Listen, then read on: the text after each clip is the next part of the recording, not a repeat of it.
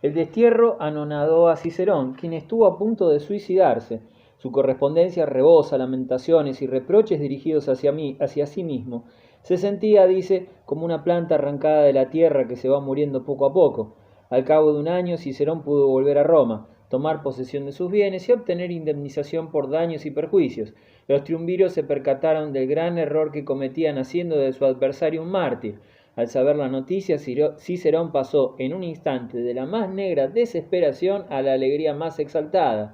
El pueblo romano tributó un verdadero triunfo al padre de la patria.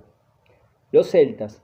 El proconsulado de César no comprendía solo la Galia cisalpina, sino también una parte de la Galia transalpina, y en 125 a.C. los romanos habían comenzado a erigir en provincia romana la Galia meridional hasta Lundunum, Lyon. El recuerdo de esta anexión perdura aún en el vocablo Provence. Era tan enorme el influjo cultural de la helénica Massilia, Marsella, que la romanización se verificó a un ritmo acelerado. Los galos prefirieron siempre guerrear a cultivar la tierra, pero sus nuevos dueños los forzaron a cambiar la espada por el arado. Al oeste de los Alpes, la romanización no era tan profunda como en la Galia cisalpina. Una de las manifestaciones de esta diferencia era el vestido. Los romanos llamaban a los galos occidentales galos con bragas, por oposición a los Alpes. Sin embargo, había otra diferencia importante entre estos y los galos de largos cabellos establecidos más allá de León. Cuando César alcanzó el proconsulado, esta zona de la Galia era todavía independiente. La tarea principal de César consistía en introducir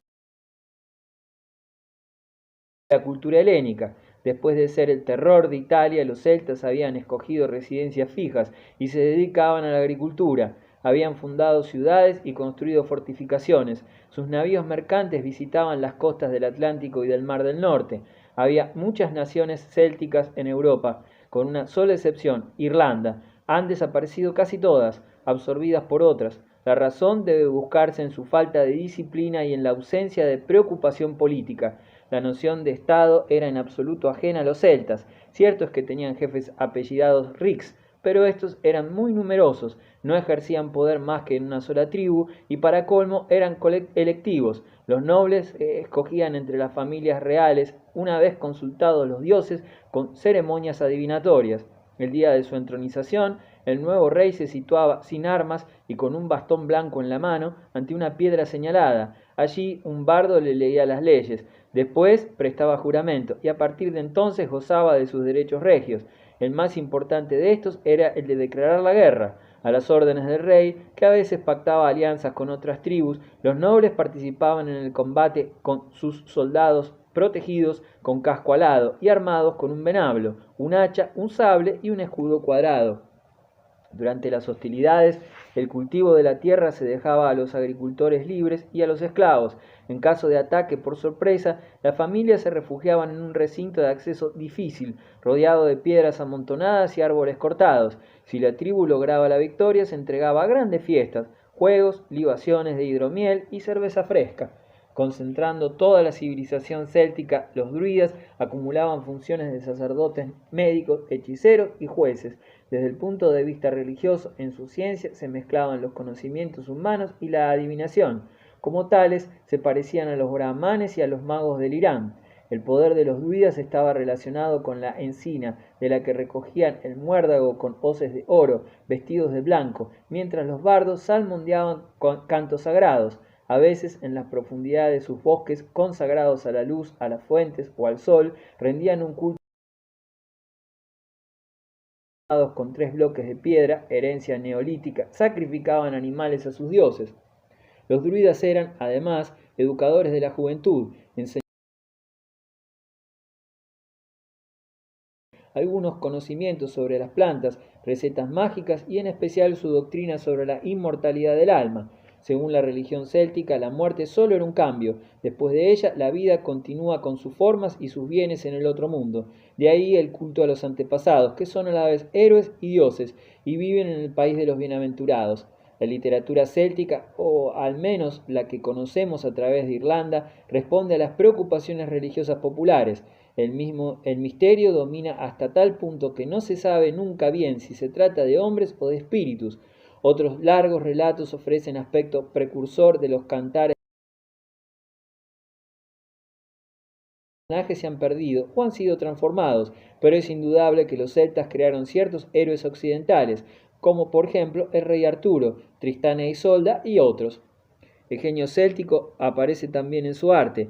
El amor a la belleza presidió sin duda la concepción de objetos tales como el vaso de Grundstrup o el caballero persiguiendo un jabalí. El arte decorativo se manifestaba sobre todo en orfebrería, armería, cerámica y esmalte.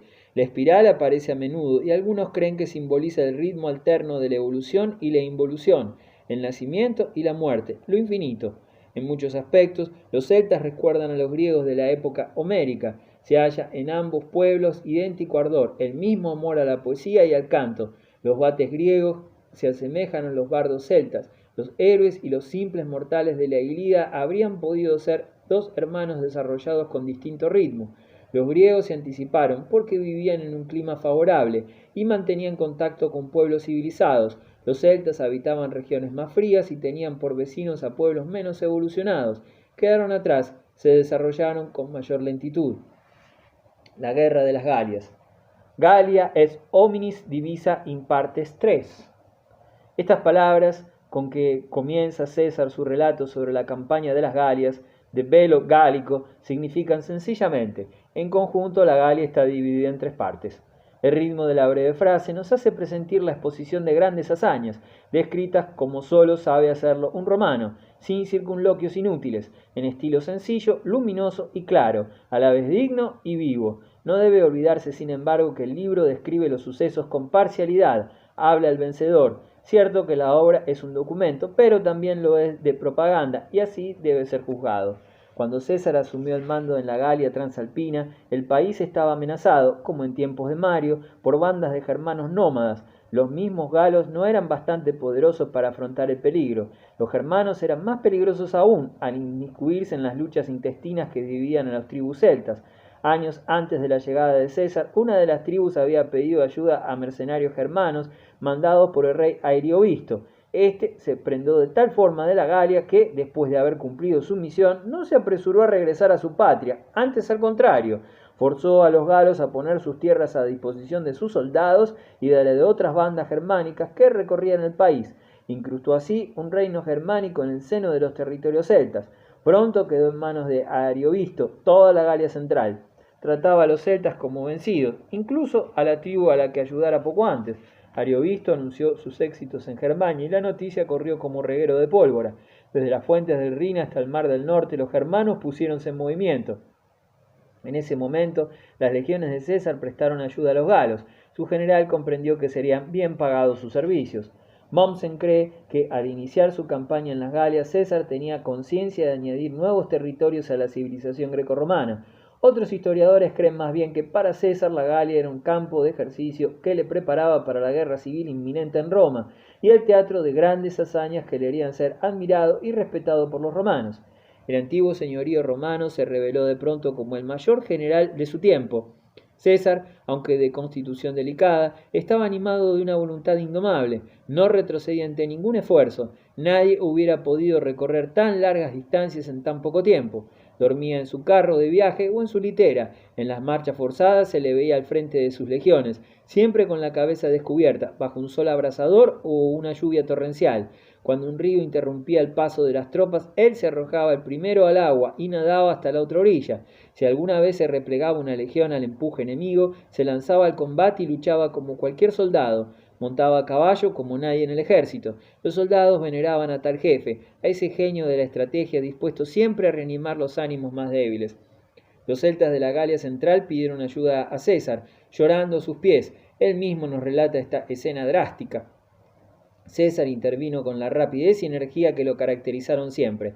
Entró en contacto con Ariovisto y propuso una entrevista. El jefe germano respondió con altivez: ¿Quién es ese César? Si quiere verme, que venga hasta mí. Y además, ¿por qué se ocupa de lo que hacemos nosotros los germanos? ¿Es que yo me ocupo de los asuntos de los romanos? César comunicó al rey que podía permanecer en la Galia a condición de no llamar a otros germanos. Ariovisto replicó que tenía tanto derecho a reinar en la Galia central como los romanos en la Galia meridional. César decidió, pues, acabar de una vez. Ambos adversarios retomaron contacto en la región que hoy llamamos Alsacia. Algo más conciliador, Ariovisto aceptó una entrevista. Dio a entender a César que comprendía muy bien la situación y conocía sus debilidades. Si César le dejaba obrar a su antojo en la Galia central y septentrional, Ariovisto a su vez ayudaría a César a conquistar el poder de Roma. Pero César estaba harto de negociaciones. Temiendo que se relajara el espíritu bélico de sus soldados, obligó al germano a un combate, que fue verdadera matanza. Solo algunos hombres de Ariovisto lograron escapar atravesando el Rin a nado, o en pequeñas embarcaciones, entre ellos el propio rey, que murió poco después, sin duda a causa de las heridas. Otros pueblos germanos que avanzaban hacia el Rin se asustaron y regresaron a Germania. Algunos germanos prefirieron quedarse en la Galia como colonos. César los hizo defender la línea del Rin contra sus antiguos compatriotas. Este río se convirtió en frontera definitiva entre germanos y romanos. Este fue el resultado más importante y duradero de la victoria sobre Ariovisto. César tuvo pronto ocasión de dirigir también sus armas contra la Galia del norte. Poderosas tribus belgas poblaban las regiones lejanas del nordeste y oeste. La guerra contra ellas fue una de las más penosas de la carrera militar de César. Pertrechados detrás del Sella, los pueblos nervios de Bundonogad atacaban a los romanos y se retiraban a los bosques para reaparecer de nuevo 100 metros más allá. Los belgas se enfrentaron con nosotros sin descanso, cuenta Julio César en su Guerra de las Galias. Mientras su presión aumentaba en ambos flancos, la situación era crítica. Viendo esto, César tomó el escudo de un soldado de retaguardia y avanzó a primera línea. Allí habló a cada uno de sus centuriones, llamando a cada cual por su nombre, y arengó al resto de la tropa. Dio orden de avanzar los estandartes y ampliar las líneas para poder servirse más fácilmente de las espadas. La llegada de 3 legiones frescas al campo de batalla cambió por completo la situación. La sabia táctica de César superó la bravura en exceso impetuosa de los belgas. La tribu de los nervios fue poco menos que aniquilada. En cuanto a los aduáticos que llegaron demasiado tarde al combate, Julio César los capturó en su fortaleza y vendió 53.000 de ellos como esclavos. La conquista del territorio no había terminado, sin embargo. Refugiados a lo largo del Mar del Norte, en un país anfibio donde las marismas alternaban con bosques, los morinos y menapios no cesaban de tender emboscadas a las legiones romanas. Por otra parte, le llegaba con regularidad refuerzos de las colonias celtas de Inglaterra, ya en barcos ligeros de mimbres recubiertos de cuero o en barcos de madera carenados por medio de cortezas y juncos. Para terminar con esta coalición de pueblos ribereños, Julio César se vio obligado a construir una flota y desembarcar 2 veces en Inglaterra. Los británicos se defendieron con valor. Sus muchos carros de combate les permitían gran movilidad. Franqueando al Támesis en su segunda campaña, César obligó al jefe de los británicos a reconocer la supremacía de Roma. César no quería la conquista definitiva de la isla. Estas expediciones tuvieron importancia para el futuro, pues probaban a los sucesores. Más tarde, la Gran Bretaña sería anexionada al imperio. César dirigió otra expedición para inspirar temor a los germanos. Los romanos atravesaron el Rin sobre un puente construido a tal efecto. Era la primera vez que las legiones penetraban en los bosques de Germania, pero a los 18 días de marcha, César dio media vuelta y destruyó el puente. Esta expedición solo tenía un fin determinado: convencer a los germanos de que su intervención en los asuntos de la Galia acarrearía automáticamente la invasión de su país. Pero, entre tanto, los belgas se aprovecharon para reagrupar sus tropas bajo el mando de Ambiorix, rey de los Eburones, y de Induciomaro, rey de los Trevirios. Al saber que las legiones romanas se habían dispersado a causa de una pésima cosecha, Ambiorix consiguió atraer fuera de su campamento del valle del Guer a las fuerzas que mandaba Sabino y Cota, 2 lugartenientes de César. Los exterminó en un combate que duró desde la salida del sol hasta la hora 11. La rebelión se generalizó, pero al recibir de Roma 3 nuevas legiones, Julio César se vengó con saña. Todos los pueblos, cuenta sin avergonzarse, todos cuantos edificios aislados se veían eran incendiados, se saqueaban por todas partes. Aquella inmensa multitud de animales y de hombres consumían cantidades ingentes de cereales, sin contar las que la estación avanzada y las lluvias habían cubierto. Aunque algunos hubiesen escapado ocultándose, era evidente que sucumbirían de hambre. Induciomaro intentó por última vez un ataque al sur de Treveris. Fue rechazado y muerto cuando flanqueaba el Mosa.